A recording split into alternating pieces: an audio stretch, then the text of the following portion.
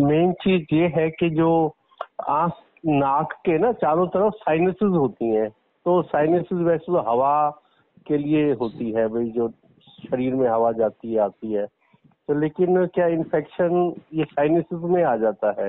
तो खास तौर से जो लोग डायबिटिक होते हैं या स्टीरॉइड्स लंबे टाइम तक चले हैं, तो उनके शरीर की इम्यूनिटी कम हो जाती है डायबिटीज के कारण भी और स्टीरॉइड्स के इस्तेमाल के कारण भी।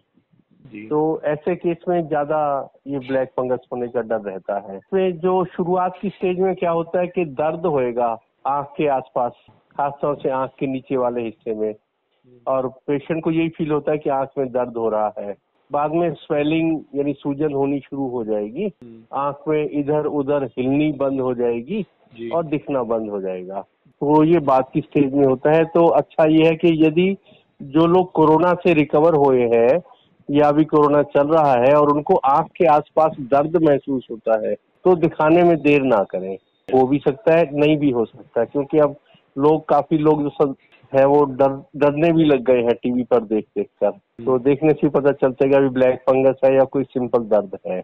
और इसके बचाव के लिए ये है कि नाक को अपना भाप वगैरह लें ताकि नाक बंद ना हो। नाक बंद होने से नेजल ब्लॉकेड भी इसकी शुरुआत की निशानी में होता है, नाक बंद हो जाना। तो ये इसके लक्षण में है, नाक का बंद होना या आंख के आसपास दर्द होना, आंख में स्वेलिंग होना और बाद की स्टेज में दिखना कम होना। ट्रीटमेंट जो है, ट्रीटमेंट के लिए नाक कान गले के विशेषज्ञ जो होते हैं ईएनटी सर्जन, उन्होंने करना होता है, क्योंकि ये नाक के आसपास जो साइनस है उसमें फंगस इन्फेक्शन होता है। तो वो लोग इसको ऑपरेशन भी करते हैं, ऑपरेशन करके अंदर की पस निकालते हैं, प्लस एंटी फंगल दवाई देते हैं। क्योंकि ये सारा काम जो है स्पीड से करना होता है, तो लेट करने में जितना लेट करो उतना ये जिंदगी के लिए भी खतरा बन जाता है। चश्मा लगने या ना लगने से इसका कोई लिंक नहीं है। डायबिटीज से लिंक है, कोरोना से लिंक है और स्टीरॉइड से लिंक है, लेकिन चश्मे से इसका कोई लिंक नहीं है। तो वही है एल्डरली लोगों की ही, क्योंकि इम्यूनिटी कम होती है, तो थोड़ा बड़ी 50 साल से ऊपर वालों को ये ज्यादा इफेक्ट कर रहा है।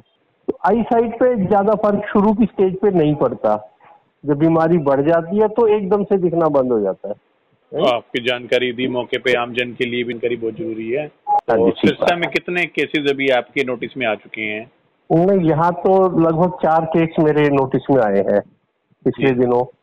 हाँ, क्या स्थिति है उनकी? केस था वो हम रेफर ही कर देते, हमने तो ट्रीटमेंट करना नहीं होता है, हमने तो टाइम पे डायग्नोज करके ईएनटी सर्जन के पास भेजना होता है।